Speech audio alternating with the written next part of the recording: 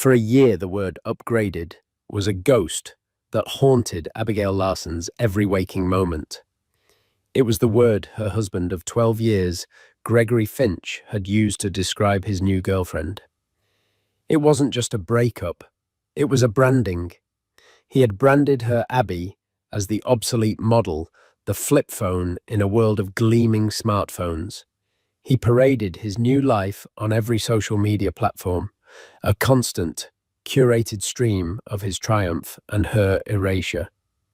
But what Greg didn't know, what no one could have predicted, was that while he was busy showing off his shiny new toy, Abby was quietly rebuilding an empire from the ashes of their life. And her grand reopening was about to crash his party in the most spectacular way imaginable. The end of Abigail and Gregory's marriage wasn't a slow crumble, it was a detonation. It happened on a Tuesday, a day so mundane it felt insulting. Abby had come home early from her interior design firm, planning a surprise dinner. Instead, she found the surprise waiting for her on Greg's unlocked laptop. It was a chat window open and pulsing with messages from a name she didn't recognize. Brianna Cole. The messages were a tapestry of sickening details, secret lunches, clandestine hotel stays, and brutal casual dissections of Abby herself. "She's just so beige," Brianna had typed. Greg's reply was the blow that shattered everything I know. "Wifey material for starting out, but a man of my stature needs an upgrade. You're a sports car, baby. She's a 20-year-old minivan." Stature. Greg was a senior manager at a mid-tier investment firm. He drove a leased BMW and measured his success by the brand of his watch. His stature was a carefully constructed illusion, and Abby, she realized with a sickening lurch, had been part of the set dressing. The reliable, supportive, beige wife who managed their home, hosted his work dinners, and edited his reports late into the night. The confrontation was ugly. He didn't even have the decency to look ashamed. Instead, he looked relieved, as if she'd finally ripped off a bandage he was too cowardly to remove himself. "Look, Abby, it's just run its course," he'd said, his arms crossed defensively. "People change. I've changed. My career is taking off. I need someone who fits that life. Someone with energy, with ambition." "Ambition?" Abby's voice was hoarse. "I built my design firm from nothing, while you were still trying to pass your Series 7 exam." "And that's great for you," he said condescendingly. "But Brianna is in the public eye. She's an influencer. It's a different level of networking. It's strategic." Strategic. He made the affair sound like a corporate merger. Within a week, he was gone. The divorce was ruthlessly efficient on his part. He fought for every penny, arguing that her design firm, Larson Interiors, was a hobby and that his income was the primary driver of their lifestyle. His lawyer, a shark in a pinstripe suit, painted Abby as a discontented housewife playing at business. It was humiliating. She was so emotionally battered that she conceded on points she shouldn't have just to make it stop. She kept the house but was saddled with a mortgage she could barely afford and a buyout of Greg's share that drained her savings. He moved in with Brianna almost immediately, and then the public campaign began. Their life was documented for Brianna's 200,000 followers. Instagram posts from exclusive restaurants captioned, "Finally, with a man who appreciates the finer things, upgraded life." Photos of them in matching designer resort wear, in Cabo out, with the old in with the new level up. Greg, who once complained about the cost of a weekend trip to Napa, was now funding a life of perpetual luxury for a woman 10 years his junior. Every post was a dagger. Abby's friends, like her fiercely loyal college roommate, Jessica Riley, urged her to block them. She did, but the damage was done. The narrative was set. Greg Finch had successfully upgraded, and Abby Larson was the discarded, outdated model left to rust. The first 6 months were a blur of takeout containers, sleepless nights, and the crushing weight of silence in a house that once echoed with laughter. Her business, once her pride, felt like a burden. Clients would come in excited about building a new life in a new space, and all Abby could feel was the ghost of her own demolished one. She was a fraud, designing happy homes, while her own was a mausoleum of memories. One rainy afternoon, staring at a stack of unpaid bills on the marble island she and Greg had picked out together, she hit her breaking point. The weight of his narrative was suffocating her. He was defining her by his departure. His new life was being built on the rubble of her self-esteem. Jessica found her sitting on the floor, crying amidst the unopened mail. "No more," Jess said, her voice firm but kind as she knelt beside her. "This stops now. He doesn't get to write your story, Abs. The demolition is over. It's time to draw up a new blueprint." Jess's words were the spark. A blueprint. That was her language. She didn't tear things down. She built them. She created beauty from empty spaces. Greg hadn't just left her. He had inadvertently cleared the lot. He'd torn down a structure that was cramping her style, a life that had become too small for her. That night, Abby Larson did something she hadn't done in a year. She opened her sketchbook, not for a client, but for herself. She didn't sketch a living room or a kitchen. She sketched a life filled with bold colors, not beige, a life with strong lines and unapologetic ambition, a life where she wasn't the supporting cast. She was the architect, the designer, and the client all in one. The work was just beginning, and it would be the most important project of her life. The shift wasn't instantaneous. It was a daily, conscious decision. Abby started by renovating her own life, using her home as the canvas. She painted over the greige walls Greg had insisted on, with a deep, vibrant emerald green. She sold the heavy masculine leather sofa he loved and replaced it with a custom-designed velvet piece in a stunning sapphire blue. She tore out the staid, formal dining room and installed a library with floor-to-ceiling bookshelves and a cozy reading nook. The house began to breathe again. It began to look like her. This creative resurgence bled into her professional life. Her designs became bolder, more confident. She took risks, mixing patterns and periods with an audacity she hadn't felt before. Her work was no longer just aesthetically pleasing. It had a point of view, and people noticed.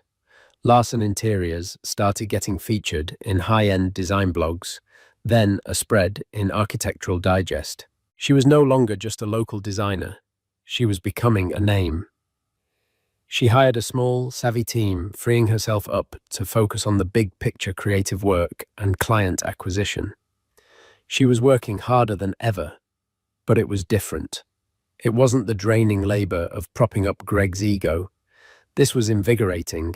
Every success was hers, and hers alone. About 18 months after the divorce, an inquiry landed in her inbox that made her heart skip a beat. The sender was the office of Nathaniel Croft. Even Abby, who didn't follow the stock market, knew the name. Croft was a titan of the tech industry, a self-made billionaire who had started a software company in his garage and turned it into a global behemoth, Croft Analytics. But unlike the flashy, new money tech bros, Croft was famously private, known more for his massive philanthropic endeavors than for any extravagant lifestyle. He was a widower, his wife having passed away from cancer several years prior, and he had since poured billions into medical research and environmental causes. The email was brief. Mr. Croft was establishing the headquarters for his new charitable foundation, the Croft Foundation for Sustainable Futures. They had acquired a 5-story historic warehouse in the city's old manufacturing district and required a full-scale interior, architectural and design overhaul. They were interviewing a shortlist of 3 firms. Larson Interiors was one of them. Abby and her lead project manager, a sharp young man named Ben, worked for 2 weeks straight on the pitch. They didn't just create mood boards, they developed a complete design philosophy. Their concept, legacy and innovation, was about honoring the building's industrial past while infusing it with cutting-edge sustainable technology and a design that fostered collaboration and transparency. They built a full 3D rendered virtual walkthrough. Abby poured every ounce of her renewed passion into the proposal. The day of the presentation, she walked into a temporary boardroom overlooking the raw, cavernous space of the warehouse. Nathaniel Croft was there, along with his foundation's executive director. He wasn't what she expected. He wasn't surrounded by an entourage.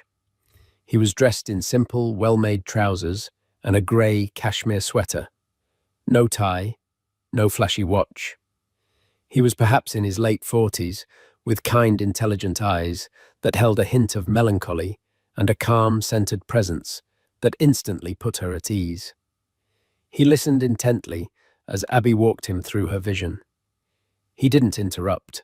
He just watched his gaze moving from the presentation screen to her, his expression thoughtful. When she finished, he was silent for a long moment. "Everyone else who pitched us wanted to gut this place," he said, his voice a quiet baritone. "They wanted to cover the brick, hide the steel beams, make it look like every other glass and steel corporate office in this city." He stood and walked to the massive arched window, looking down at the street below. "They didn't understand. The history of this building is its strength. The flaws, the wear. That's its character. You're the only one who saw that. You want to celebrate its bones, not break them." He turned back to her. "You talked about transparency, about creating a space that feels open and honest. Why is that important to you, Ms. Larson?" It was an unusual question. A client had never asked about the why behind her philosophy. They only cared about the what. Abby took a breath. "Because I think the most important work, the most meaningful connections happen when there are no false walls. When a space encourages people to be authentic. Design shouldn't be about creating a facade. It should be about revealing the truth of a space and helping the people within it feel comfortable in their own truths." A flicker of something understanding, maybe even kinship, crossed his face. "I agree," he said simply. "The project is yours." The next 6 months were a whirlwind. It was the largest, most complex project of Abby's career. It was also the most collaborative. Nathaniel, he insisted she call him Nathaniel, was deeply involved, not in a micromanaging way, but as an intellectual partner. They spent hours walking through the cavernous construction site, debating the merits of reclaimed wood versus polished concrete, the psychological impact of certain lighting schemes, the optimal layout for a workspace that needed to be both private and communal. Their conversations often drifted from design to broader topics: ethics in technology, the importance of environmental stewardship, the nature of legacy. She learned about his late wife, her passion for art, and how the foundation was a way of honoring her memory. He learned about Abby's journey, the painful divorce, and her fight to rebuild her business. He never offered pity. Instead, he offered something far more valuable: respect. "What you've built here," he said one afternoon, gesturing around her bustling office, "is remarkable. To create something so full of life and purpose from a place of personal devastation, that takes a kind of strength most people don't possess." A comfortable rapport grew between them, an easy friendship forged in shared work and mutual admiration. There was an undercurrent of something more, a subtle spark of attraction that hummed beneath their professional interactions, but neither of them acknowledged it. The project was the priority. One evening, as they were finalizing the last set of lighting fixtures, Nathaniel paused, looking at her across a table littered with blueprints and samples. "There's an event this Saturday," he said, his tone casual, but Abby noticed the slight hesitation. "The St. Jude Charity Ball. My foundation bought a table. It's dreadfully boring, but it's for a good cause. I was wondering if you might consider joining me as my guest." Abby's heart did a little flip. I'd love that, Nathaniel." "Excellent." He smiled, a genuine, warm smile that transformed his serious face. "It's black tie. I'll have a car sent for you at 7. As he left, Abby leaned against the table, a giddy, unfamiliar feeling bubbling up inside her. A date. She was going on a real date, and not just with anyone. She walked over to her calendar and circled the Saturday. The St. Jude charity ball. A small nagging feeling told her the name of the event was familiar for another reason, but she brushed it aside, lost in the simple, thrilling anticipation of a new beginning. For Greg Finch, life after Abby was a performance, and the stage was Brianna's Instagram feed. He was no longer just Greg the finance manager. He was couple goals Greg, the man who had upgraded. The pressure to maintain this image was immense, and more importantly, expensive. Brianna's influencer career was built on a foundation of perpetual consumption. There were the weekly Michelin-starred restaurant dinners that had to be documented, the spontaneous weekend trips to Miami or Aspen, the constant influx of designer clothes and handbags for her OOTD posts. Greg's salary, which had once felt substantial, was now stretched to its breaking point. He was living on credit, shuffling balances between cards, taking out a personal loan he told Brianna was a portfolio dividend. He was exhausted. The carefree, exciting woman from the affair had been replaced by a demanding business partner whose primary business was him. Their conversations revolved around analytics, engagement rates, and which brand collaboration would be the most lucrative. The sports car he'd bragged about felt less like a thrilling ride and more like a high-maintenance lease he couldn't afford. But his ego wouldn't let him admit it. The narrative of his success was too important. And a key part of that narrative was the implicit failure of his ex-wife. He rarely mentioned Abby, but her ghost was a constant presence, the before picture that made his after so compelling. He imagined her rattling around in their old house, probably drowning her sorrows in cheap wine, her little hobby business likely struggling. It was a comforting thought, one that soothed the anxieties of his mounting debt. One evening, Brianna was scrolling through her phone while they sat in yet another overpriced cocktail bar. "Oh my God, you will not believe this," she said, her voice dripping with disdain. "What?" Greg asked, sipping his $28 old-fashioned. "Remember that girl who works at my agency? Mindy, the one who knows your ex-wife? She just posted a picture from some design magazine. Look!" She shoved the phone in his face. It was a picture of an article. The headline read, "The Visionary Touch, Abigail Larson is redefining urban spaces."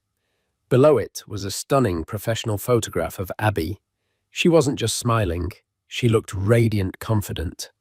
She stood in what was clearly a high-end, beautifully designed office, her own office, because she looked powerful. Greg felt a sour knot tighten in his stomach. "It's a local puff piece, probably paid for, he scoffed, pushing the phone away. She was always good at making things look better than they were. "Well, Mindy says she's doing the massive new Croft Foundation headquarters," Brianna shot back, her eyes narrowed. "As in, Nathaniel Croft, the billionaire. That's not a local puff piece. Greg, that's a legacy project." The name hit Greg like a physical blow. Nathaniel Croft. He knew exactly who that was. Everyone in finance knew who that was. Croft was in a different stratosphere. The idea of Abby, his beige, predictable Abby working with a man like that was ludicrous. It couldn't be true. "It's probably a small consulting job," he said, his voice a little too loud.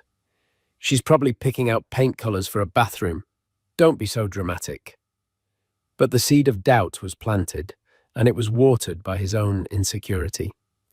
Over the next few weeks, he found himself obsessively, secretly looking her up. He saw the article in Architectural Digest. He saw her firm's website, now slick and professional, showcasing a portfolio of breathtaking projects. He saw the quiet, steady rise of her reputation. It didn't fit his narrative.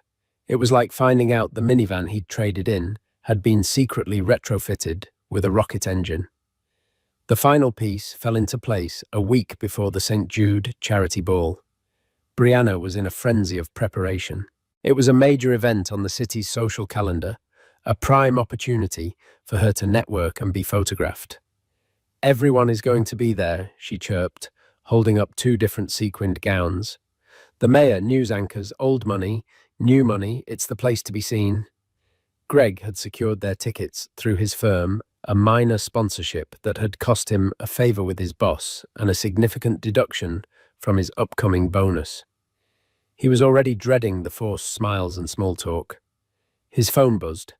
It was a text from Mark Peterson, an old college friend who moved in the same social circles. Mark, hey man, you going to the St. Jude ball on Saturday? Greg, yeah, Brianna's dragging me. You, Mark, yep. Hey, random question. Didn't your ex-wife's firm do the design for the new Croft Foundation building my wife's on the charity committee? And she mentioned that Nathaniel Croft is coming this year and bringing the lead designer from that project as his date. Greg's blood ran cold. He stared at the screen, the words blurring together. Bringing the lead designer as his date. It couldn't be. It was a coincidence. There must have been another lead designer, a man. Greg, you sure about that? Pretty sure she just did some minor consulting work. Mark, I don't know, man. Committee gossip says Croft is super impressed with her, that she's some kind of design genius. Just thought it was a small world. See you Saturday. Greg dropped the phone onto the sofa. The room felt like it was closing in. Abby, with Nathaniel Croft as his date. The narrative he had so carefully constructed, the one where he was the victor, the one who had upgraded, was threatening to implode. No, he wouldn't let it. Mark must have it wrong. It was gossip, and even if it was true, so what, Abby was probably just a networking pawn for Croft, a temporary guest. He, Greg, was the one in a real passionate relationship. He was with Brianna, the beautiful influencer. He had won. A grim resolve settled over him. Saturday night wouldn't be a disaster. It would be an opportunity to put Abby back in her place, to show everyone, including himself, who had truly come out on top. He would be charming, successful, and madly in love with his stunning girlfriend. He would corner Abby, offer some condescending praise for her little project, and make it clear that he was thrilled she had moved on. He would control the narrative. He had to. His entire sense of self depended on it. The ballroom at the Ritz-Carlton was a galaxy of glittering chandeliers and expensive perfume. It was the kind of room Greg loved, a place where status was the currency and appearances were everything. He felt a surge of confidence as he walked in, Brianna clinging to his arm. She looked spectacular in a slinky silver gown that caught the light with every move, her phone already out, as she subtly documented their grand entrance for her followers. Look, there's the anchor from Channel 4, she whispered, angling them towards a cluster of local celebrities. Let's go say hi. For the first hour, Greg was in his element. He moved through the crowd with a practiced ease, shaking hands, laughing a little too loudly, dropping the name of his firm into conversation whenever possible. He held a glass of champagne like a trophy and kept a proprietary hand on the small of Brianna's back. He was performing the role of Greg Finch, the successful man about town, and he was nailing it. He found his friend, Mark Peterson, near the silent auction tables. There he is, Mark boomed. The man who traded up Brianna, you look like $1 million. No, $1 billion. Stop it, Mark, Brianna giggled, lapping up the compliment. Seriously, Greg, you're a legend, Mark continued, oblivious to the undercurrent of desperation in his friend. I saw your post from Mykonos, living the dream. How's poor old Abby doing? I heard she's still in the house. Must be tough rattling around in that big place all alone. This was the moment Greg had been waiting for. This was his stage. He leaned in, lowering his voice to a conspiratorial, slightly pitying tone. You know, she's doing okay, I think, he said, the picture of a concerned ex-husband. Landed a decent project, which is good for her. Helps keep her busy. It's important to have a hobby. He took a sip of his champagne. Honestly, I'm just happy for her. We were on different tracks. I was ready for the fast lane, you know. A man needs a partner who can keep up. An upgrade. Brianna here, she's a thoroughbred. Brianna preened, squeezing his arm. He's my rock, she cooed to Mark and his wife. Greg felt a swell of triumph. The narrative was secure. He had defined Abby as a lonely woman with a hobby project. A pitiable figure He had magnanimously wished well. He was in control. It was precisely at that moment that a hush fell over the section of the ballroom near the grand entrance. Heads turned, conversations lulled. "Who is that?" Mark's wife whispered, her eyes wide. Greg followed her gaze, and the floor dropped out from under him. Walking into the ballroom was Abigail. But it wasn't the Abby he remembered. The beige wife was gone. In her place was a woman of breathtaking elegance. She wore a floor-length gown of deep midnight blue silk that shimmered under the chandeliers. It wasn't revealing like Brianna's, but it clung to her figure in a way that was infinitely more alluring, speaking of a quiet, unshakable confidence. Her hair was swept up in a sophisticated chignon showcasing a pair of delicate diamond earrings that sparkled with every turn of her head. She wasn't just beautiful. She radiated a poise and a power that seemed to command the very light in the room. But it wasn't just her appearance that stole the air from Greg's lungs. It was the man whose arm she was holding, Nathaniel Croft. He wasn't just there, he was with her. He moved with the understated grace of a man who owned rooms like this without ever needing to announce it. He leaned down, whispering something in Abby's ear that made her laugh, a genuine musical laugh that echoed in Greg's memory. They looked perfectly, infuriatingly at ease with one another. "Holy," Mark breathed, trailing off. "So the rumors were true." Brianna's hand, which had been linked through Greg's arm, tightened into a claw. "That's her," she hissed, her voice a venomous whisper. "With him." The professional smile on her face was frozen, but her eyes were burning with a mixture of shock and pure, unadulterated jealousy. For an influencer whose entire brand was aspirational, this was the ultimate nightmare, being publicly and catastrophically out-aspirated. Greg couldn't speak. His throat was tight, his mind a screeching vortex of disbelief. This was not the narrative. This was a hostile takeover. The couple made their way through the room, people parting for them as if for royalty. They were heading for the main sponsor tables, directly towards where Greg's group was standing. There was no escape.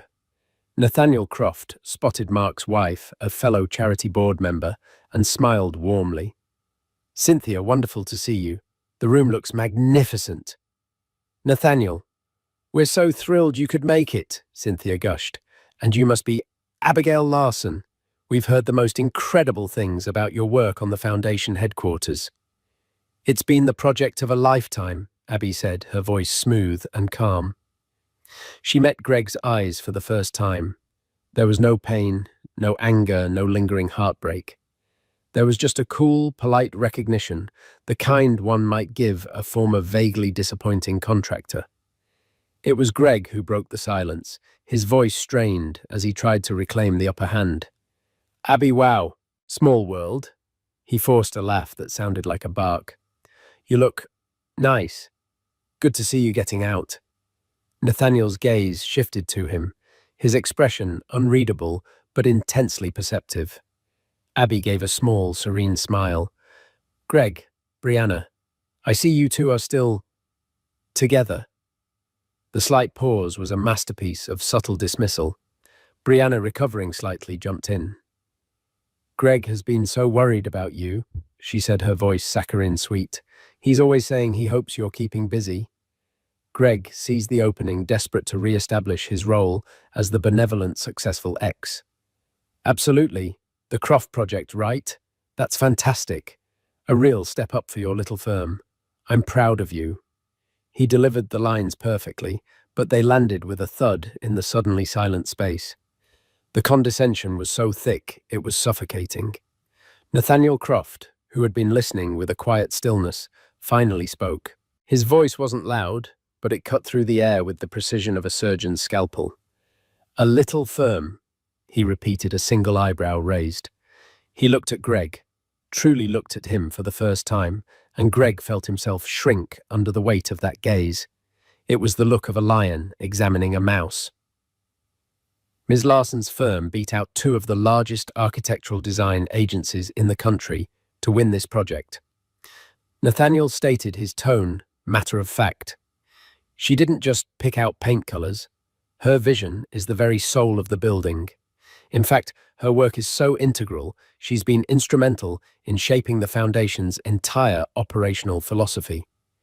He then turned his gaze to Abby, a look of profound admiration on his face, before turning back to Greg. I believe the term you once used in public forums was upgrade. He let the word hang in the air, toxic and heavy.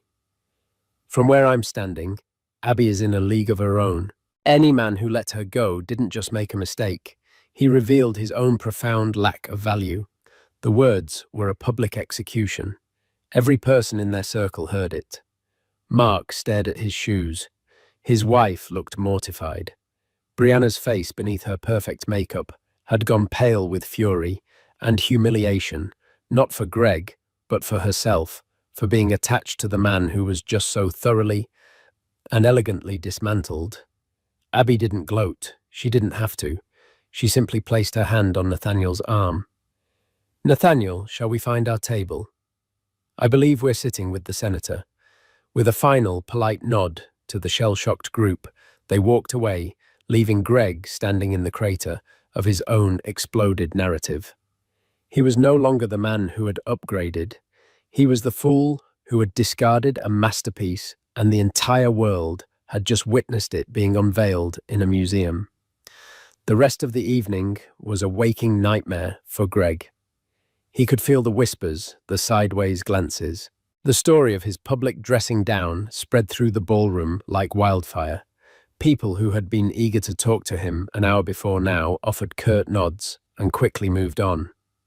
He was no longer a success story. He was a cautionary tale. Brianna was silent and furious. The arm linked through his felt like a lead weight. She wasn't looking at him. She was staring across the room at the head table where Abby was laughing, seated between a United States senator and a billionaire who looked at her like she was the only person in the universe. Brianna's currency was status, and in that moment, her stock had plummeted by being associated with him. The performance was over. The car ride home was icily silent. When they got back to their sterile white apartment, an apartment Brianna had designed for maximum Instagrammability, she finally turned on him. "You are a fool, Gregory Finch," she spat, her voice low and trembling with rage. "A complete and utter fool. You told me she was nothing, a washed-up, boring housewife. You built this entire story about how you leveled up, how you were this big shot who needed a better woman." "She was," Greg protested weakly. "I don't know what happened." "I'll tell you what happened," Brianna shrieked, kicking off her heels. "While you were busy taking out loans to impress me with dinners you can't afford, she was building a real life, a real career. She's with Nathaniel Croft. Do you have any idea the kind of doors that opens? And you let her go. You threw her away because you have the ego of a king and the wallet of a jester." The fight was brutal. It stripped away all the filters and hashtags, revealing the ugly truth of their relationship. It was never about love or passion. It was a transaction, and Greg had just been exposed for having insufficient funds. The next morning, Brianna was gone. She didn't even leave a note. Her announcement came fittingly via an Instagram story, a picture of a packed suitcase with the caption, "Know your worth and never settle for less. On to bigger and better things. Self-care, new chapter." For Abby, the gala was a turning point, but not for the reasons Greg might have imagined. The satisfaction of his public humiliation was fleeting, a brief, bitter dessert. The real victory of the night was something quieter, something that happened after they left the event. Nathaniel had directed the car not to her house, but to the Croft Foundation headquarters. The building was dark and silent, but he had a key. He led her inside the moonlight streaming through the massive arched windows she had fought to preserve. The space was nearly complete, a breathtaking cathedral of reclaimed brick, warm wood, and gleaming steel. They walked to the center of the main atrium, their footsteps echoing in the vast space. "You were incredible tonight, Abby," he said softly. "You handled that with such grace." "I was terrified," she admitted with a small laugh, My hands are still shaking. I couldn't tell, he said, his eyes crinkling at the corners. Abby, there's something I've wanted to talk to you about, something more important than this building. He took a step closer. When I started this foundation, I knew I needed more than just a beautiful headquarters. A building is just a vessel. I needed someone to give it a heart, a purpose. I needed a partner. Abby's breath hitched. She thought he was talking about them personally. The search for a designer was a bit of a screen, he confessed. I wasn't just looking for an architect. I was looking for the foundation's first executive director. Someone with vision, with integrity. Someone who understands that true strength isn't about hiding flaws, but about building on them. Someone who knows how to create something beautiful and purposeful out of an empty space. He paused, his gaze earnest and direct. I was looking for you, Abby. The project was your interview, and you passed with flying colors. I want you to run this place, to lead the Croft Foundation for sustainable futures. It's a massive job with a budget to match. It's a chance to make a real, tangible difference on a global scale. Abby was speechless. This wasn't about being a billionaire's girlfriend. This wasn't a gift. It was an offer, a recognition of her talent, her intellect, her vision. Greg had seen her as set dressing. Nathaniel was seeing her as the director. Nathaniel, I don't know what to say. Say you'll think about it, he said. And also, say you'll have dinner with me again. A real dinner this time. No galas, no ex-husbands. Just you and me. A slow, brilliant smile spread across Abby's face.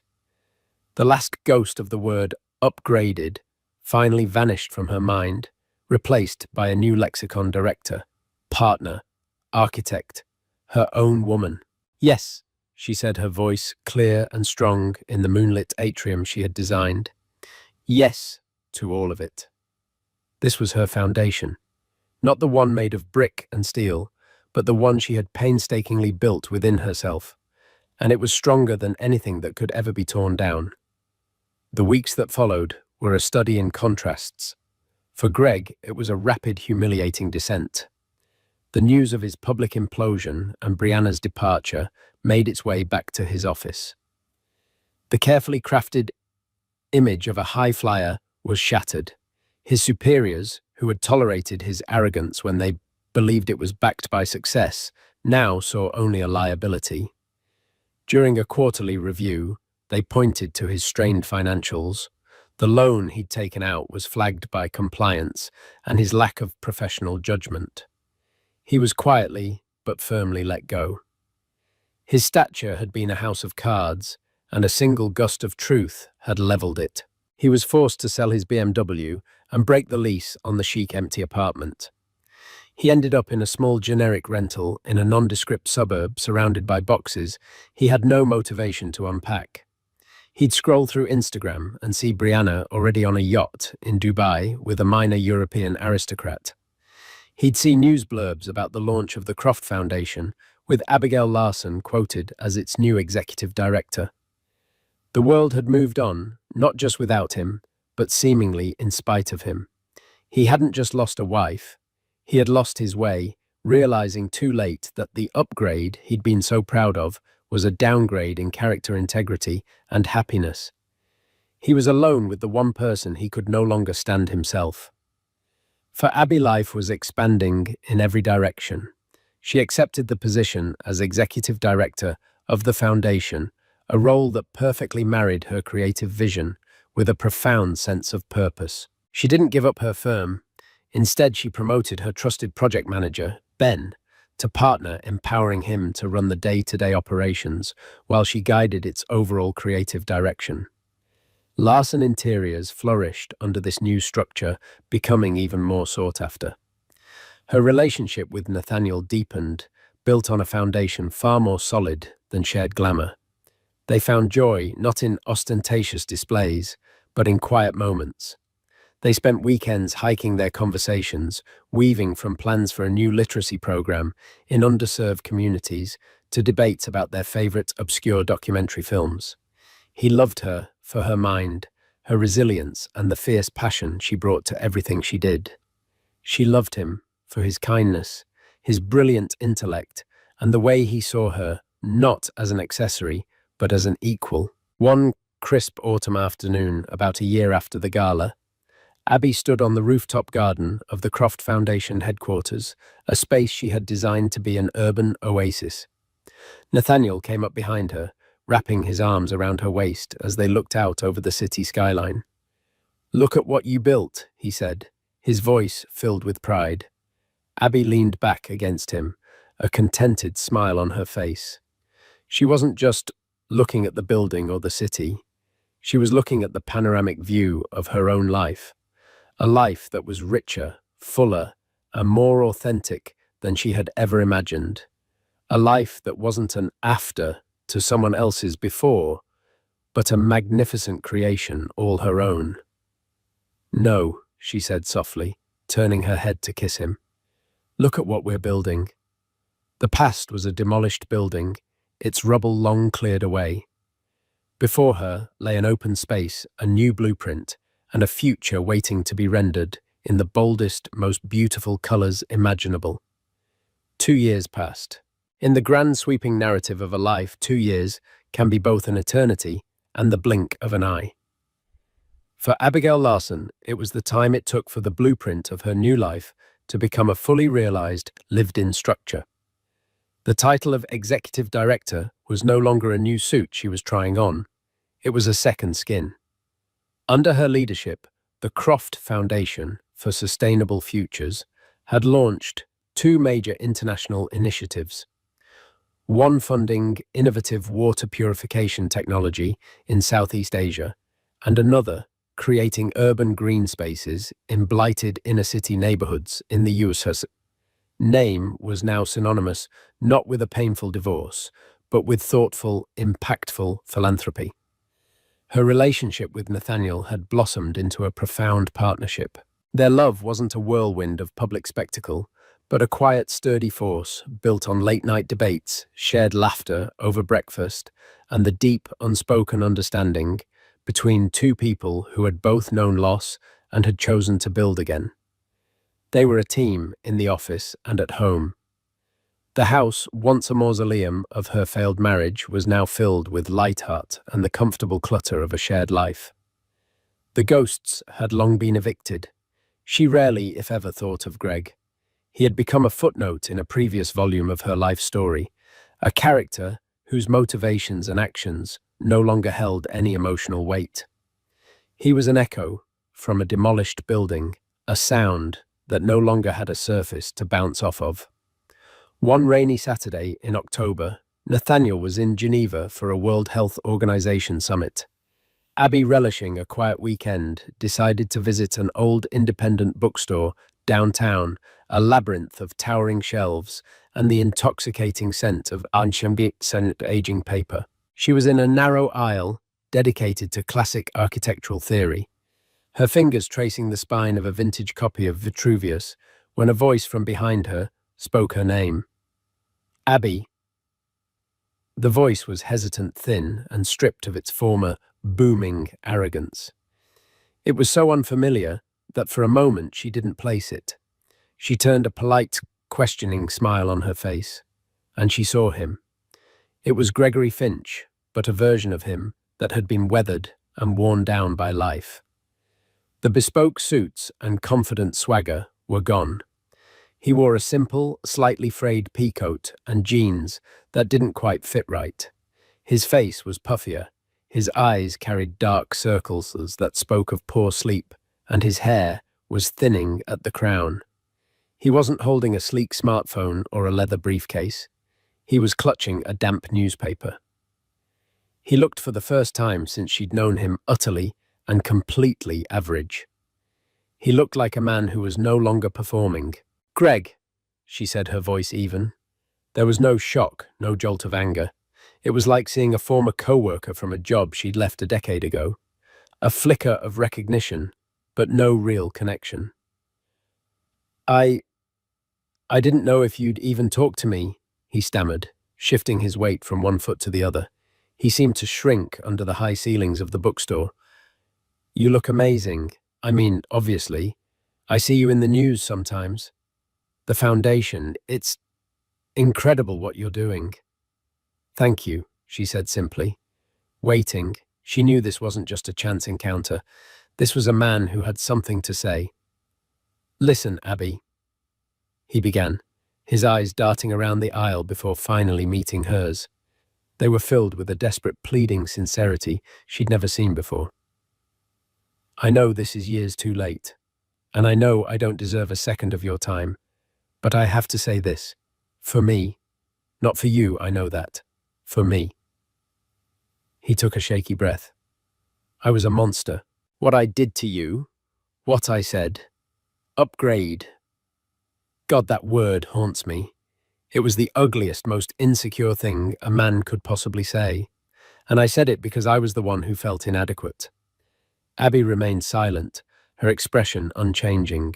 She wasn't providing him any encouragement, any absolution. She was simply observing. My whole life I was building this image. He continued, his voice cracking. The right job, the right car, the right wife. You were perfect for that, Abby. You were smart and beautiful and supportive. Too supportive. You were so capable that you made me feel small. Your success with your firm, it highlighted all the ways I was faking it. I was a mid-level guy playing at being a titan, and you were the real deal. I couldn't stand it. So you brought in Brianna. He said the name like it was a foul taste in his mouth. She was easy. She wasn't smart like you. She didn't challenge me. She just reflected the image I wanted to see. A shiny hollow accessory, and making you the before picture. That was the only way I could convince myself I had an after. It was psychological vandalism, Abby. I had to tear you down to feel tall. He finally ran out of words, his shoulders slumping in defeat. He stood there exposed and pathetic in the quiet bookstore aisle, the smell of rain and old books hanging in the air between them. And in that moment, Abby understood. The final piece of the architectural puzzle of her past slid into place. For years, she had seen the demolition of her marriage as something that had happened to her, a destructive act of which she was the victim.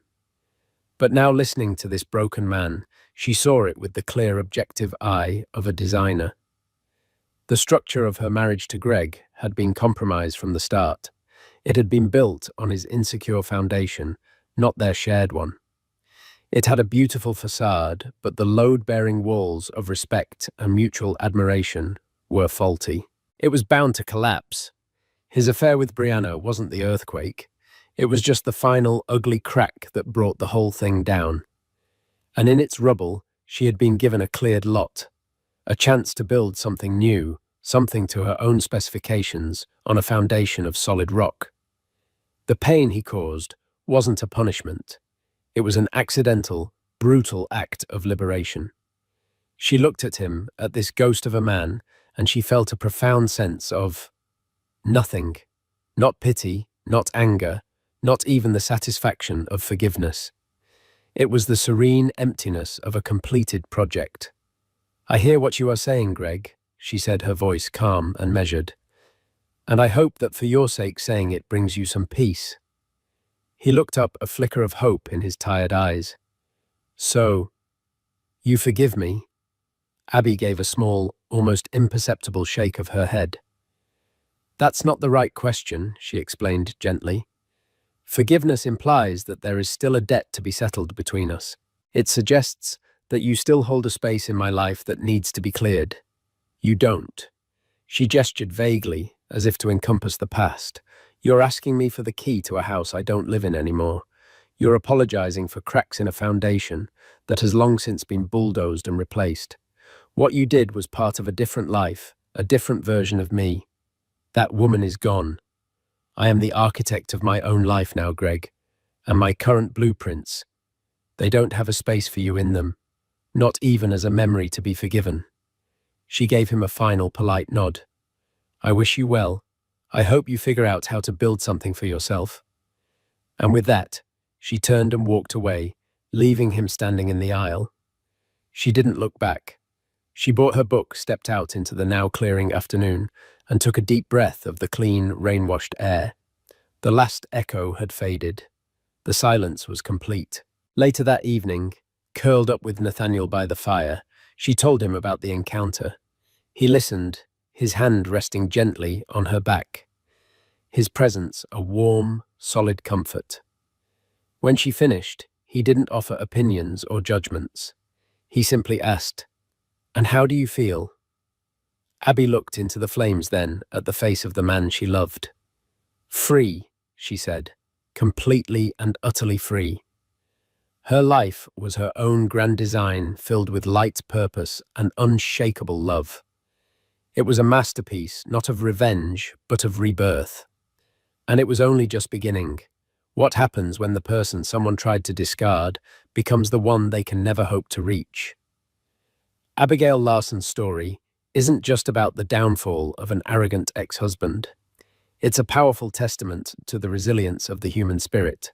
It shows that true value isn't determined by who leaves you, but by what you build in their absence. Her victory wasn't just walking in on a billionaire's arm, it was realizing she had the strength to build the entire skyscraper herself. It's a reminder that the most stunning renovations are the ones we perform on our own lives. What happens when the man who swore to love you forever discards you like last season's fashion? What do you do when he not only cheats, but has the audacity to text you by mistake that his new flame is an upgrade? For Cassandra Davenport, the answer wasn't tears or despair.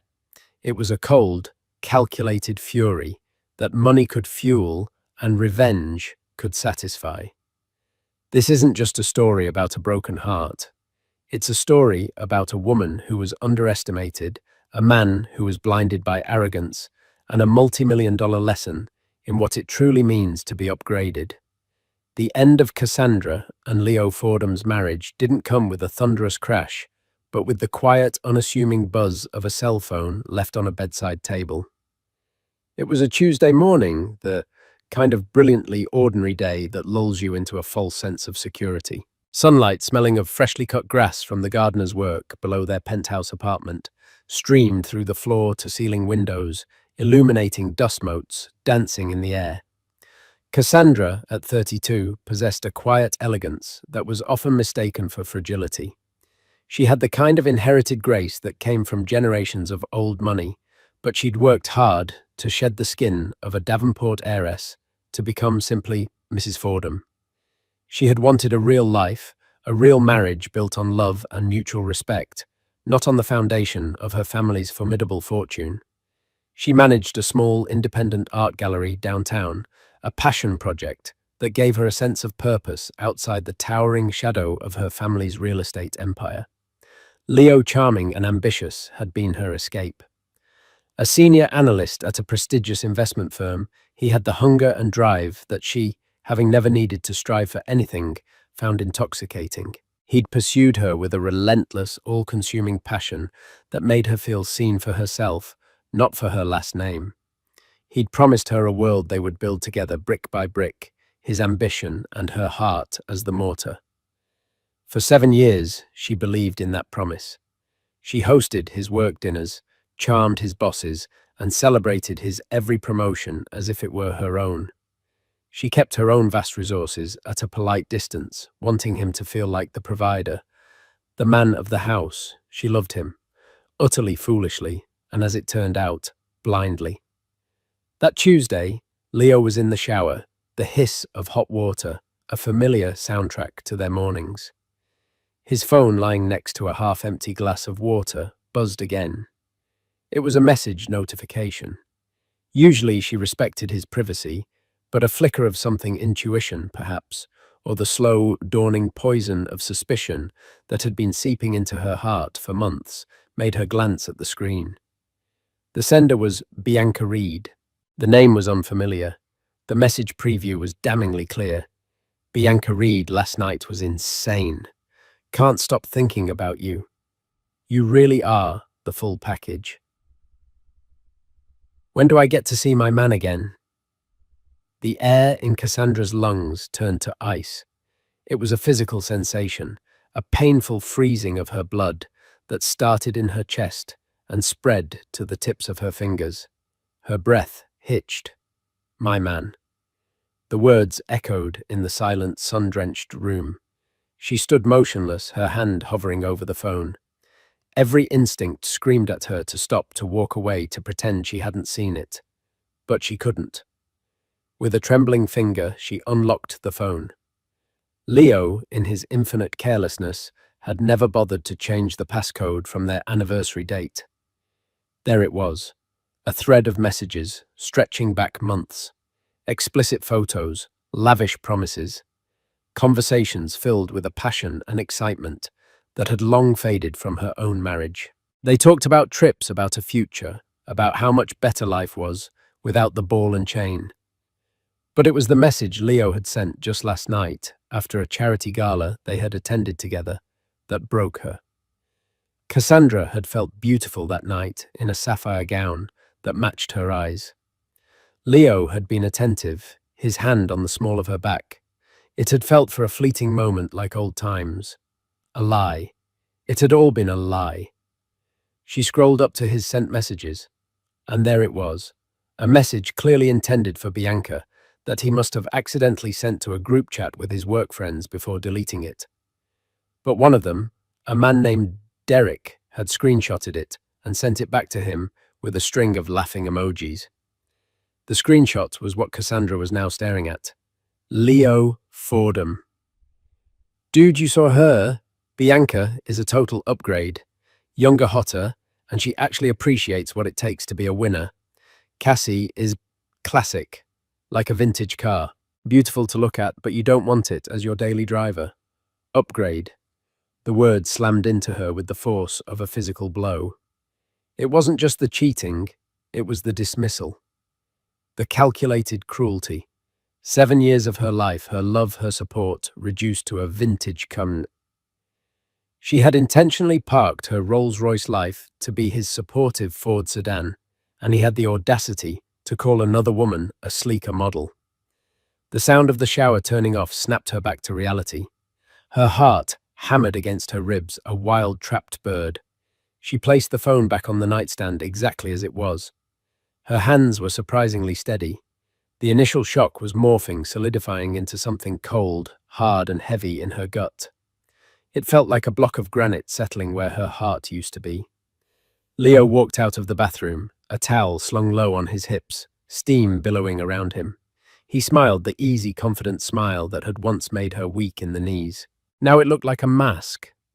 Morning beautiful, he said, leaning in to kiss her. Cassandra turned her head slightly, so his lips brushed her cheek instead of her mouth. She felt a wave of revulsion so strong it almost made her get. Morning, she replied, her voice a monotone she didn't recognize. You have a message? He glanced at the phone, then back at her, a flicker of something panic in his eyes. He snatched it up. She watched as he read the message from Bianca, his thumb moving quickly as he typed a reply. He didn't try to hide it. He didn't seem to care that she was watching. The arrogance was breathtaking. So she began, her voice dangerously quiet. Who is Bianca Reed? Leo didn't even flinch. He set the phone down and began to dry his hair, with another towel, his movements deliberate. Look, Cass, I was going to talk to you about this. Were you? The question was laced with ice. When after you booked your next romantic getaway with your upgrade, his head snapped up. The charming mask fell away, revealing the cold, hard man underneath. You went through my phone. It wasn't a question. It was an accusation. You left it on the nightstand. She countered, her gaze unwavering. You called me a vintage car, Leo. Something beautiful to look at, but not what you want to drive every day. He had the decency to look momentarily ashamed, but it passed quickly, replaced by a defensive anger.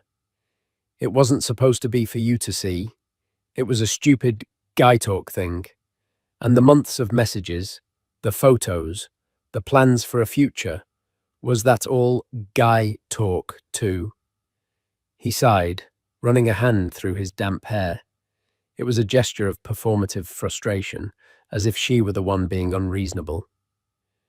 This wasn't working, Cassie. Can you honestly say you've been happy? You're always content. You're placid. I need fire. I need ambition. Bianca gets that. She's hungry like me. Hungry. A bitter laugh escaped her lips. You think I don't have ambition? Leo, I stepped back so you could shine. I hosted your clients. I edited your reports. I put my own life on hold so you could build yours. My family could have bought and sold your entire firm 10 times over, but I wanted us. I wanted the life you promised me. See, there it is, he exclaimed, pointing at her. The Davenport money. It's always there, isn't it? The safety net. You've never had to really fight for anything in your life. I have. Bianca has. We're cut from the same cloth. The hypocrisy was staggering. He condemned her for the very safety net he had so comfortably enjoyed for 7 years. The penthouse, the vacations, the seamless, worry-free existence. All of it was subtly underwritten by the Davenport name, a fact he was now conveniently forgetting. So that's it then, she asked, her voice hollow. 7 years and you're throwing it away for a hotter model? It's more than that, he said, his voice softening into a condescending purr. It's a different energy. We're just on different paths, Cass. I'm on a rocket ship and you're happy in your garden. There's no shame in that. But I can't stay in the garden with you. He was framing it as if he were doing her a favor, releasing her into a tranquil life she supposedly craved. He was rewriting their history to cast himself as the dynamic hero and her as the complacent, boring wife. Cassandra just stared at him. The man she thought she knew was gone, replaced by this cruel, self-serving stranger. The love she had felt for him curdled into something bitter and unrecognizable. Get out, she said the words barely a whisper. What? Get out. This time her voice was stronger, edged with steel. Pack your things. I want you gone by the time I get back from the gallery. He actually scoffed. Our apartment, you mean? Don't be dramatic. My apartment, she corrected him, a flicker of the Davenport authority returning to her. Bought with my money from my trust, as you well know. Your name is on the lease as a resident, not a co-owner. You have 30 minutes to pack a bag. I'll have the rest of your things sent to your office. Or would you prefer I send them to Bianca Reed? I'm sure I can find her address. For the first time, real fear flashed in his eyes. The fear of losing access. The fear of his rocket ship running out of fuel, her fuel. He started to protest, to argue, but she held up a hand. Don't, Leo. Don't say another word. Just go. He stared at her for a long moment, seeing perhaps for the first time, not the gentle, accommodating Cassie, but the heiress she was born to be. He saw the granite in her eyes and knew he had pushed too far. He had miscalculated. He had assumed her love was unconditional and her spine was made of jelly. He was wrong. Without another word, he turned, grabbed a duffel bag from the walk-in closet, and began throwing his designer suits and expensive watches into it, with angry, jerky movements.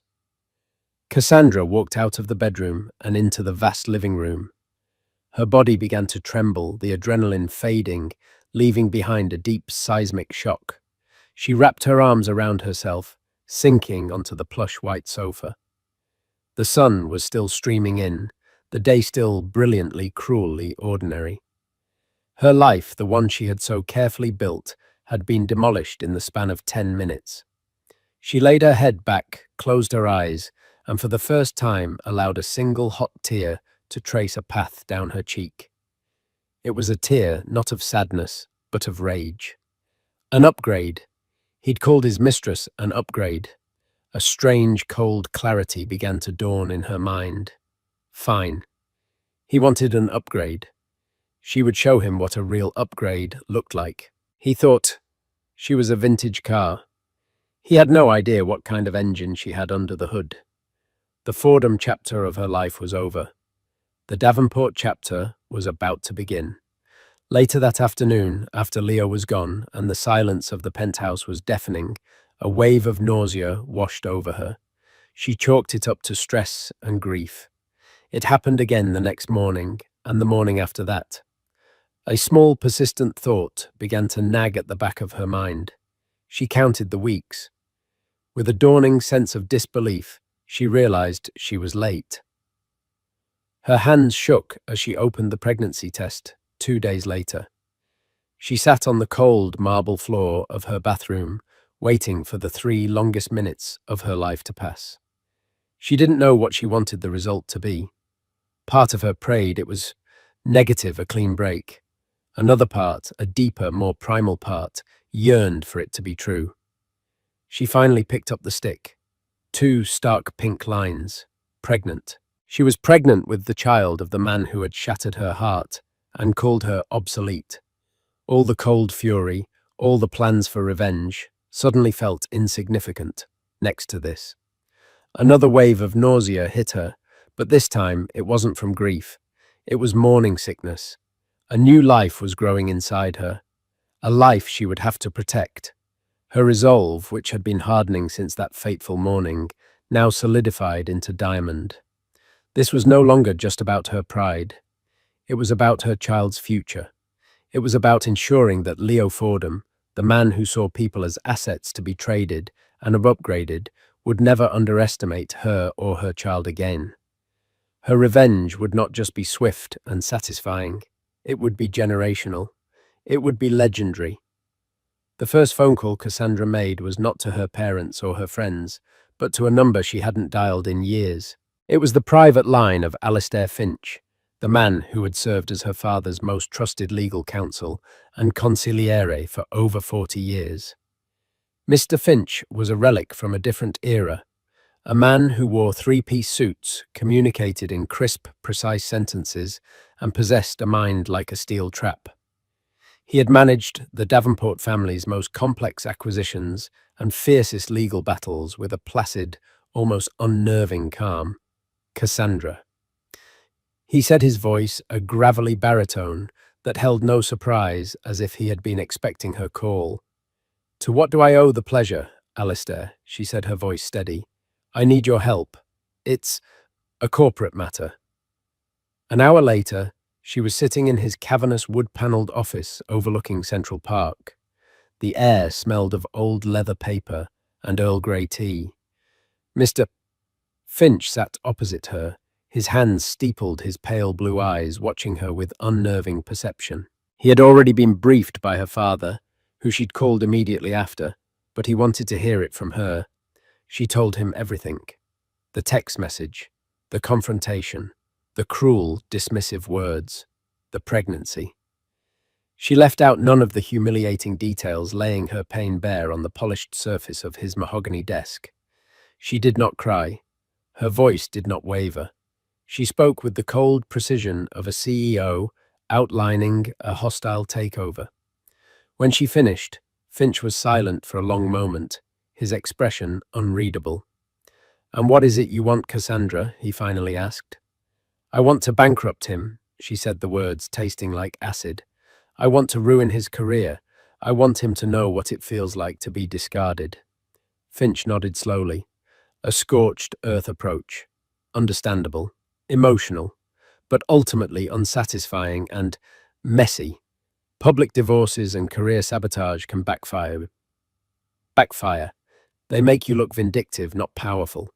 Revenge, my dear girl, is a dish best served cold, but more importantly, it should be served on a silver platter of your own making. "What are you suggesting?" Leo Fordham's mistake was not just infidelity, Finch explained, leaning forward slightly. His cardinal sin was arrogance. He believes he is a self-made man, a winner. He has attached himself to this new woman, Bianca Reed, because she reflects this image back at him. They are living a life of performative success. Flaunting it, I presume. Cassandra nodded, thinking of the social media posts she'd forced herself to look at. Leo and Bianca, clinking champagne glasses on a rooftop bar. Bianca showing off a new diamond bracelet, captioning it, "Spoiled by my man." Their location tags were a tour of Manhattan's most exclusive hotspots. For the past week, they seemed to have taken up semi-permanent residence at one place in particular, the Grand Majestic Hotel on Fifth Avenue. It was an iconic old-world establishment known for its opulent suites and discerning clientele. It was also where Leo had proposed to her. The irony was a bitter pill. "They're staying at the Grand Majestic," she said, her voice tight. A slow smile spread across Alistair Finch's thin lips. It was a terrifying sight. "Oh, are they now? How perfect, perfect," the Grand Majestic Finch mused, looking out the window. "A fine establishment, part of the Sterling Hospitality Group, a publicly traded company. Their stock has been underperforming lately. Board is getting restless. Rumors of a shake-up." He turned his gaze back to her. "Leo believes his power comes from his job, his perceived wealth. But that's not true power. Real power is ownership. It's the ability to change the rules of the game because you own the entire board." A spark ignited in Cassandra's mind. "You want me to buy Sterling Hospitality stock?" "No," Cassandra Finch said, the smile widening. "That's what Leo would do. A small, clever play. You are a Davenport. You don't play. You conquer. We are going to buy the hotel." Cassandra stared at him, stunned. "Buy the Grand Majestic. The whole hotel, precisely. Not through a public bid. That's too slow, too noisy. The Davenport Corporation, through one of its subsidiary holding companies, will make a direct private offer to the board of Sterling Hospitality. An offer so overwhelmingly generous for this one specific underperforming asset that they would be fiscally irresponsible not to accept it. It will be quiet. It will be fast. And by the time the ink is dry, you, Cassandra Davenport, will be the sole proprietor of the Grand Majestic Hotel." The sheer audacity of the plan took her breath away. It was brilliant. It was devastating. It wasn't just revenge. It was a masterclass in power. Leo was playing checkers in the hotel bar, and she was about to buy the building it was in. "He will be living in my house," she whispered, the realization dawning on her. "As your guest," Finch corrected gently. "And guests, as we know, are subject to the rules of the house." For the next 2 weeks, Cassandra threw herself into the plan with a ferocity she hadn't felt in years. This was the world she was born into, the language of leveraged buyouts and holding companies she had learned at her father's knee. It felt like coming home. She worked out of a private office at Davenport Tower, a space that had been waiting for her. She and Finch and a team of the family's most ruthless analysts worked around the clock. They dissected Sterling Hospitality's financials. They drafted the offer, structuring it to be irresistible. They used a shell corporation based in Delaware with a name so bland, Asset Management Services LLC, that it would raise no flags. Cassandra was a ghost in the machine, her name appearing nowhere on the initial paperwork. While she was building an empire, Leo was building a fantasy. His social media was a curated highlight reel of his new life. Photos of him and Bianca at the hotel's exclusive rooftop pool, videos of them dining at Le Ciel, the hotel's Michelin-starred restaurant. Bianca's Instagram was a deluge of designer shopping bags, all artfully arranged on the bed of their suite. Suite 1201, the Imperial Suite. The same suite where Leo had once scattered rose petals and asked Cassandra to be his wife. He was actively, publicly desecrating their shared memories, replacing them with a shinier, newer version.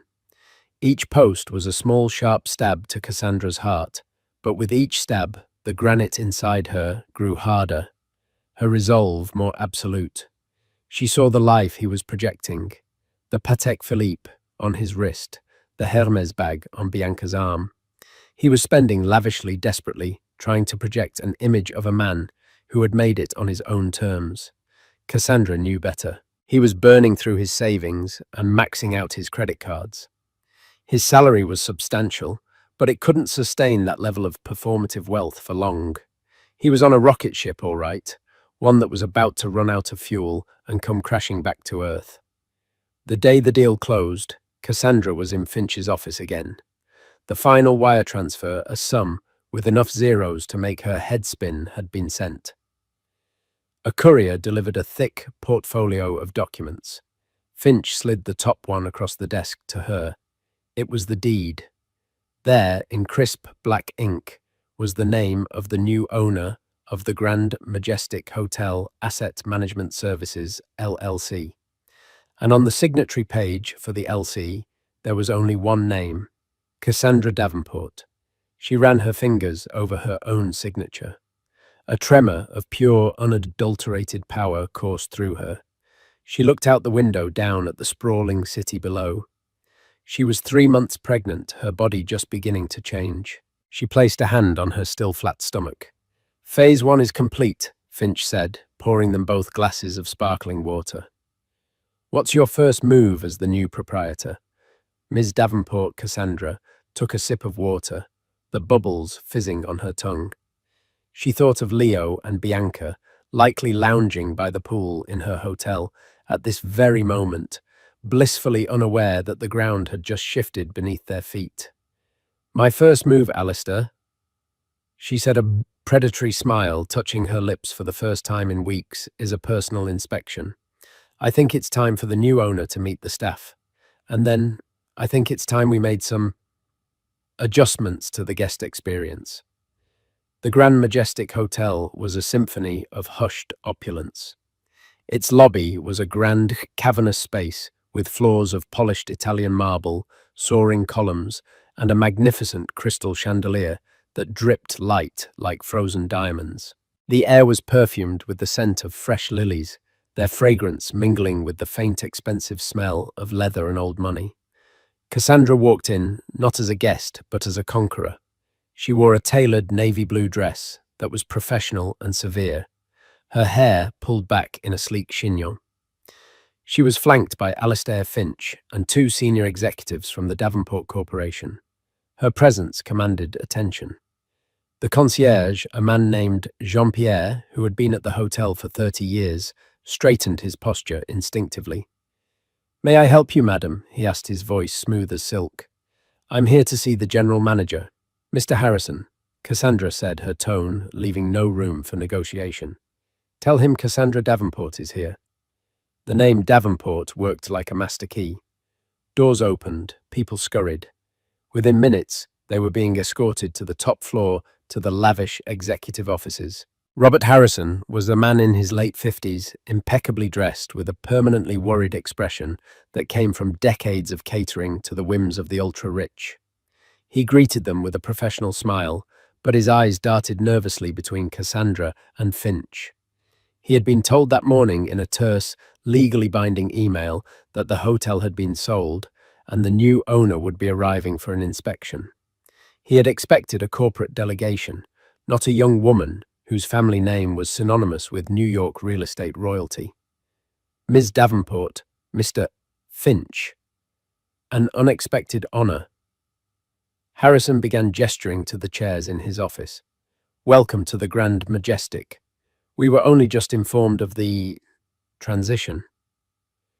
The transition is effective immediately, Robert Finch said, taking the lead. Ms. Davenport is the sole proprietor. All operational command now flows directly from her. Harrison's eyes widened slightly. Of course, I and my staff are entirely at your disposal. Ms. Davenport, what is your vision for the hotel? Are there any immediate changes you wish to implement? Cassandra leaned forward, her hands clasped on the polished desk. My vision is for excellence, Mr. Harrison. Unparalleled service. Absolute discretion. And I believe the best way to ensure that standard is to understand the details of the operation myself. Starting with our current guest list. She paused, letting the silence hang in the air.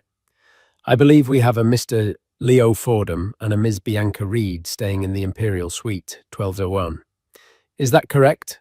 Harrison consulted his computer.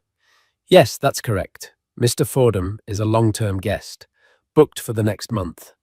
Excellent, Cassandra said, a chill in her voice. I want to begin by making their stay unforgettable. But first, a few new house rules. Effective immediately, my authority overrides all existing reservations and guest preferences. My instructions are to be followed to the letter without question, and with the utmost discretion. No one is to know the hotel has a new owner until I decide to announce it. Is that understood? Perfectly, Ms. Davenport, Harrison said, already sensing the tectonic shift in power. Good, Cassandra replied. Now regarding Mr. Fordham and Ms. Reed, I believe they have a dinner reservation at Le Ciel tonight at 8 p.m. Yes, their usual table by the window. Cancel it, Cassandra said simply. Tell them there was a booking error. The restaurant is completely full. Find them the worst table in the hotel's secondary bistro instead. Near the kitchen doors, perhaps. Harrison blinked. Ms. Davenport, Mr. Fordham is a very vocal guest. I'm counting on it, she said. Also, I noticed they have a couple's massage scheduled at the spa tomorrow morning. Yes, the VIP suite. A pipe has burst in the spa's VIP suite, Cassandra said, her face a mask of stone. A terrible shame. All appointments there are cancelled for the foreseeable future. I'm sure they can squeeze into the public sauna. One by one, she began to dismantle their perfect, curated world. It was death by 1,000 paper cuts. That evening, Leo and Bianca descended from their suite, dressed for a grand dinner. Bianca was in a glittering backless gold dress, her phone already in hand, ready to document their fabulous meal. Leo, exuding confidence, strode up to the hostess at Le Ciel. Fordham party of 2, he announced. The hostess, a young woman who had been thoroughly briefed by Mr. Harrison, gave him a polite, apologetic smile. I'm so sorry, sir, but I don't seem to have a reservation under that name. That's impossible, Leo scoffed. I have a standing reservation. We were here 2 nights ago. Check again. I have checked, sir. There seems to have been a system glitch. We are completely booked for a private event this evening. Leo's face began to flush with anger. This is unacceptable. Get me the manager. The manager appeared, repeated the same story with practiced regret, and offered them a complimentary table at the Garden Café downstairs as a gesture of goodwill. Defeated and fuming, Leo had no choice but to accept. They were led to a small, cramped table wedged between a service station and the swinging doors of the kitchen, the clatter of pots and pans providing the soundtrack to their meal. Bianca's face was a thundercloud. There would be no Instagram post tonight. The next morning, their spa appointment was cancelled due to the mysterious burst pipe. The super-fast premium Wi-Fi in their suite suddenly slowed to a crawl, making it impossible for Bianca to upload her stories or for Leo to conduct his video calls for work. When he called the front desk to complain, he was met with a maddeningly cheerful but utterly unhelpful response. We're experiencing network-wide issues, sir. Our technicians are working on it. We appreciate your patience. The small inconveniences began to mount. The room service orders were consistently wrong. A steak ordered medium rare arrived well done. A bottle of expensive champagne was inexplicably replaced with Prosecco. Their laundry was returned a day late. Each incident was small enough to be plausible deniability, a simple mistake, but together they formed a pattern of frustrating, targeted incompetence. Leo's famous charm began to fray.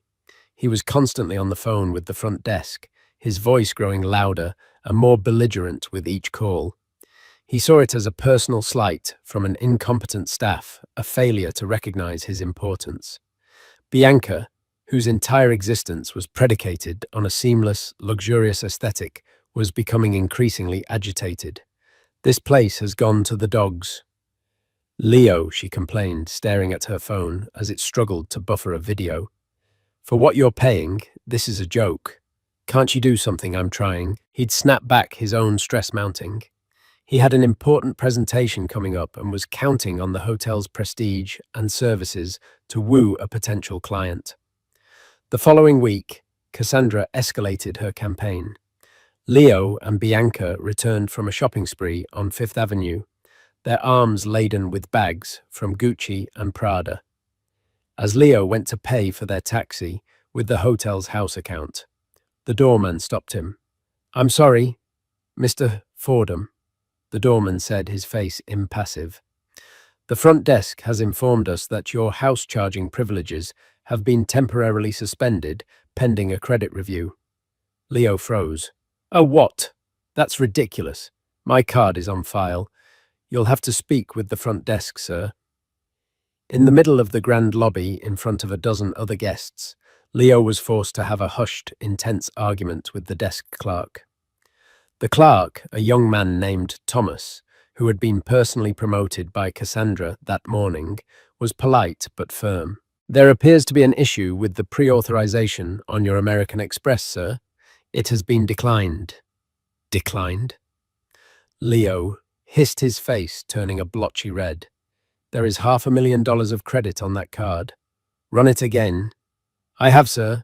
3 times it's declined. Perhaps you could try another card. The public humiliation was exquisite. Bianca watched her arms crossed, her perfectly manicured foot tapping impatiently. This was not the picture of the powerful, in-control man she had signed up for. Fumbling for his wallet, Leo pulled out another card, which was grudgingly accepted. But the damage was done. A seed of doubt had been planted in Bianca's mind. Cassandra watched the whole scene from a security monitor in her new office, a small, satisfied smile on her face. Beside her, Mr. Harrison stood looking pale. He is going to have a full-blown meltdown, Ms. Davenport. I certainly hope so, Robert Cassandra replied, taking a sip of her chamomile tea. Phase 2 is about to begin. I believe Mr. Fordham has booked the main ballroom for a client presentation and cocktail party. Next Friday, yes. A very important event for him, I understand. He's trying to land the Oakhaven account. Excellent, she said. Make sure everything is perfect for his event. The best food, the best champagne, extra staff. Spare no expense. Let him believe he is finally getting the service he deserves. Harrison looked confused. You want us to help him? I want him to feel confident. Cassandra clarified, her eyes gleaming with a cold fire. I want him to feel like he is on top of the world, because the higher he climbs, the more devastating the fall will be. On Friday night, Robert, I will be attending the party, and I will be introducing myself to his guest of honor. And then, I'm going to have him evicted. The Grand Majestic's sovereign ballroom was not merely a room, it was a testament to enduring power. Tonight it had been molded to reflect the aspirations of one man, Leo Fordham. The vast space was bathed in a golden buttery light from 3 colossal chandeliers, their thousands of crystals refracting the glow onto the faces of Manhattan's financial elite. The air, thick with the scent of expensive perfume, and the hotel's signature white lilies, buzzed with the low hum of influential conversations. A string quartet, nestled in a velvet-draped alcove, played Vivaldi with a subdued elegance that served as the perfect sophisticated backdrop for the clinking of champagne flutes and the murmur of multi-million-dollar deals. At the gravitational center of this universe stood Leo. He was more than a host. He was a sun king in his court. Dressed in a bespoke Tom Ford tuxedo, he radiated an aura of pure, unadulterated triumph. Everything, after a week of inexplicable frustrations, had fallen perfectly into place. The hotel staff, once seemingly incompetent, now moved with a balletic grace, anticipating every need. His presentation to the Oakhaven Capital executives that afternoon had been a masterstroke of confidence and charisma. Now, all that remained was to seal the deal amidst this stunning display of his own success. He placed a proprietary hand on the small of Bianca Reed's back. She was his ultimate accessory, a living work of art in a crimson gown that seemed poured onto her flawless figure. She played her part to perfection, her laughter bright and melodious, her head tilted just so, looking at him with an adoration that fueled his already incandescent ego. For Bianca, this night was the ultimate validation. The brief, unpleasant turbulence of declined credit cards and faulty room service had been forgotten. This, the glamour, the power, the envy in the eyes of other women, was the reality she had invested in. This was Leo, the winner, proving his worth. Incredible event, Fordham, rumbled Mr. Peterson, the CEO of Oakhaven Capital. He was a man built like a bulldog with shrewd eyes that had witnessed the rise and fall of countless ambitious young men. You certainly know how to make an impression. This hotel, it's a statement in itself. Leo's smile was wide and genuine. Only the best for Oakhaven, sir. He said, his voice smooth as the aged Scotch in Peterson's glass. I consider the Grand Majestic my home away from home. The service is unparalleled. You just have to know how to command it. He felt a surge of satisfaction at that last line. He had commanded it, and the hotel had bent to his will. He was the master of this domain. He allowed his gaze to sweep across the room, a conqueror surveying his territory. He thought, for a fleeting, triumphant moment, of Cassandra.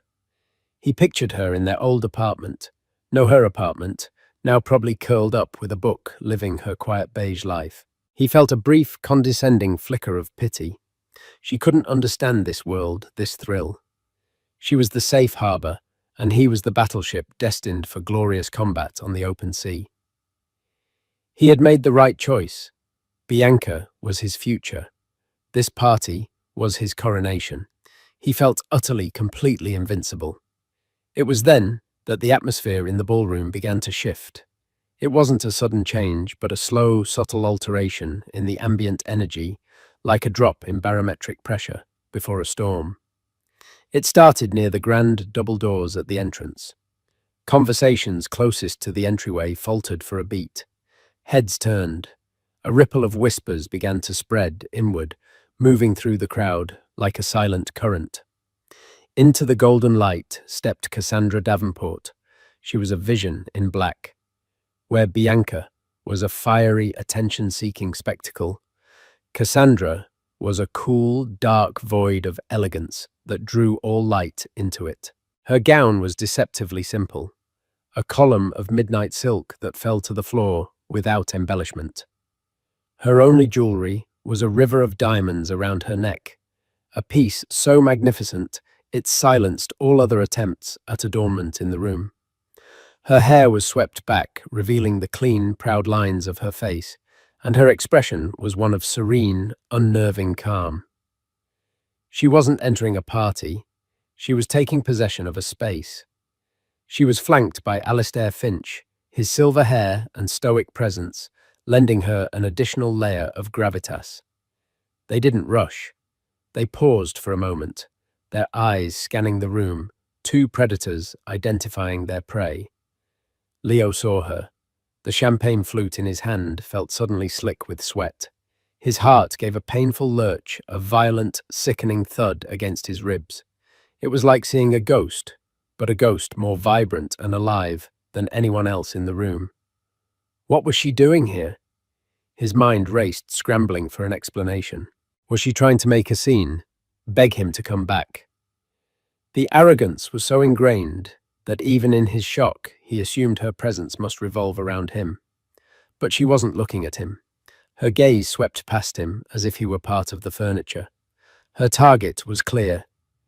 With a calm, deliberate pace, she began to move through the room, a path parting before her, as guests, recognizing the Davenport name and the power it represented, stepped aside. She was heading directly for Mr. Peterson. Peterson, a contemporary of her father's, watched her approach, his gruff expression softening into one of genuine warmth and surprise. He'd known Cassie since she was a girl, attending these functions on her father's arm. "Cassie, my dear girl." What a pleasant surprise, he boomed, his voice cutting through the nervous quiet. He took her hand, patting it warmly. "I haven't seen you since that fundraiser in the Hamptons. You look wonderful. Your father must be very proud." "Miss Peterson, it's lovely to see you," Cassandra said. Her voice was perfectly modulated, carrying easily across the space without her having to raise it. It was the voice of someone accustomed to being listened to. "I hope you're enjoying the evening. I trust my staff is taking good care of you." The question landed. Peterson's bushy eyebrows shot up.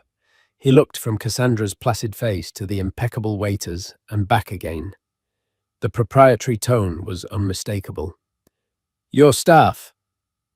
He asked the single word, dripping with curiosity and dawning realization. Leo felt the blood drain from his face. He finally moved, stumbling forward, as if breaking free from a trance, his carefully constructed composure shattering. "Cassie, what is this? What are you doing here?" Only then did she finally turn her gaze on him. It was not the look of a scorned woman, not angry, not hurt, not vengeful. It was worse. It was the detached, clinical look a scientist might give a specimen under a microscope. It was a look of such profound, chilling indifference that it stripped him bare. "Leo," she said, her voice cool and even. "I should have known I'd find you here." She then turned back to Peterson, offering him a serene smile. "To answer your question, yes.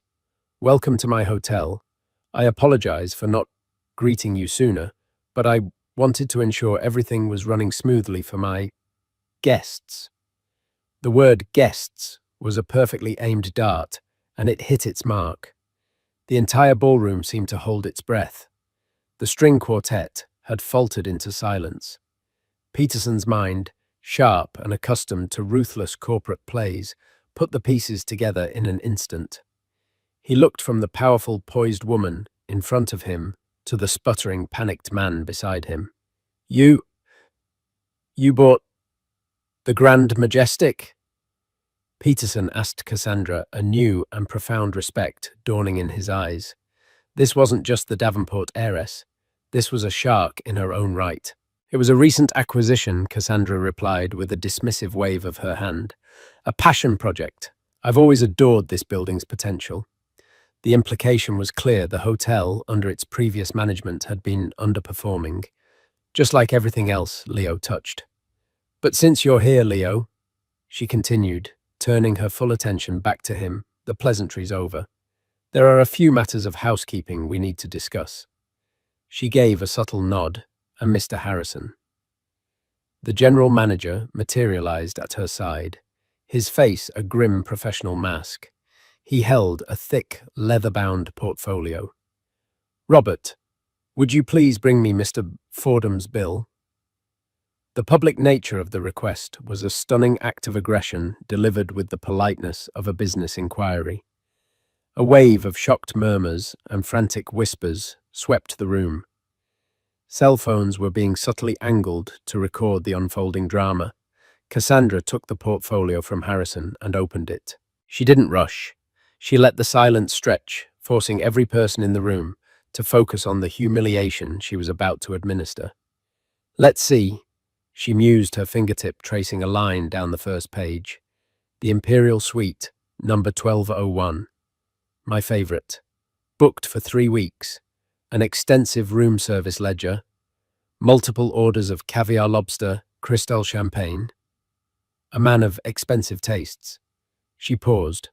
"Also charges for the business center, premium international calls, and a significant valet bill. And of course, tonight's event." She flipped a page, her expression unchanging. "The Sovereign Ballroom rental, the catering for 100 guests, the floral arrangements, the string quartet, the open bar featuring what I'm told is a top-shelf selection." She looked up, her gaze piercing Leo's. "It's all quite substantial." Leo was frozen, a statue of impotent rage and terror. Bianca, who had been clinging to his arm like a life raft, slowly let go. Her face was a storm of conflicting emotions, confusion giving way to a dawning, sickening comprehension. "The American Express you have on file was, as you know, declined earlier this week." Cassandra continued, her voice as calm as if she were reading a weather report. "The visa you provided as a backup is currently over its limit by—" She paused, tilting the page to the light for effect. "A rather shocking amount. I'm afraid, Leo, that you have an outstanding balance that you are in no position to pay." She finally closed the portfolio with a soft, final snap. "There is no misunderstanding. You have been enjoying my hospitality on credit that you do not have.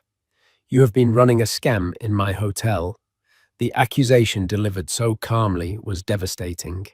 She turned her gaze to Bianca, and for a moment the ice in her eyes thawed into something resembling pity.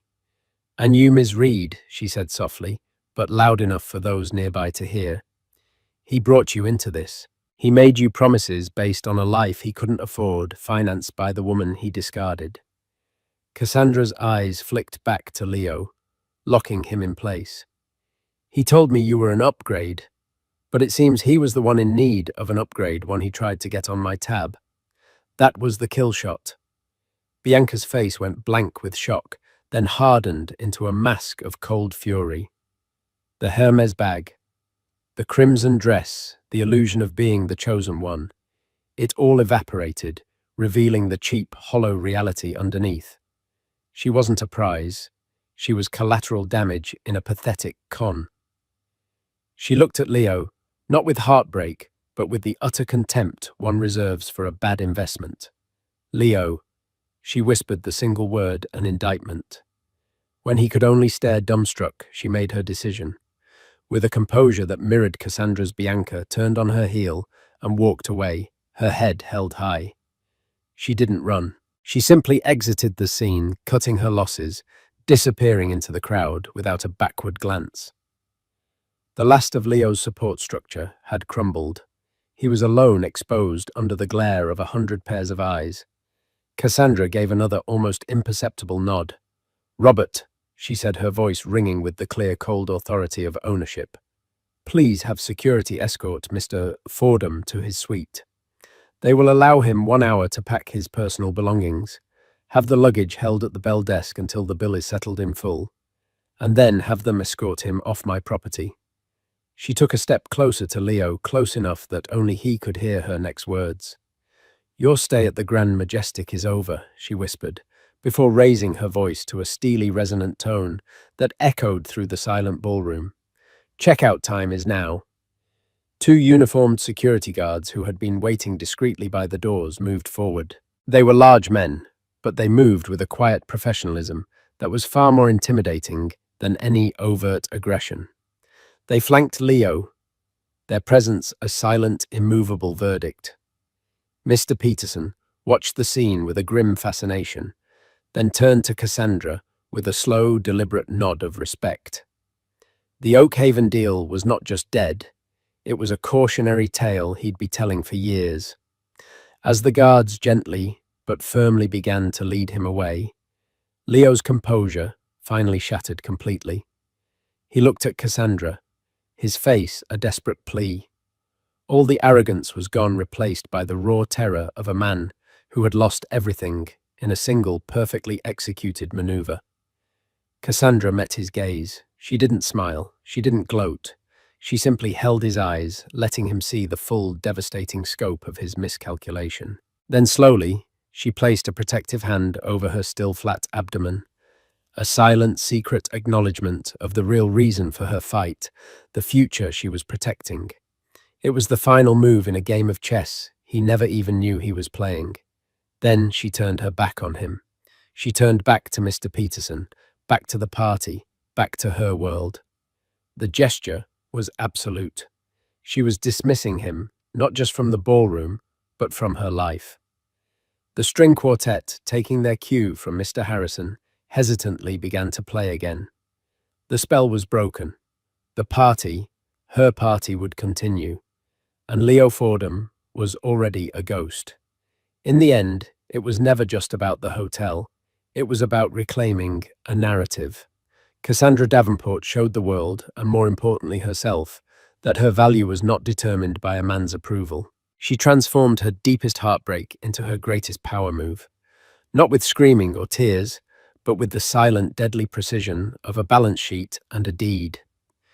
She proved that the ultimate upgrade isn't a new partner, it's a new version of yourself, one that is unapologetically powerful, fiercely independent, and in complete control of her own story. Her son would be born, not into a story of betrayal, but into the legacy of a mother who built an empire from the rubble of a broken heart. What did you think of Cassandra's epic revenge? Could you ever go to such lengths? Let us know your thoughts in the comments below.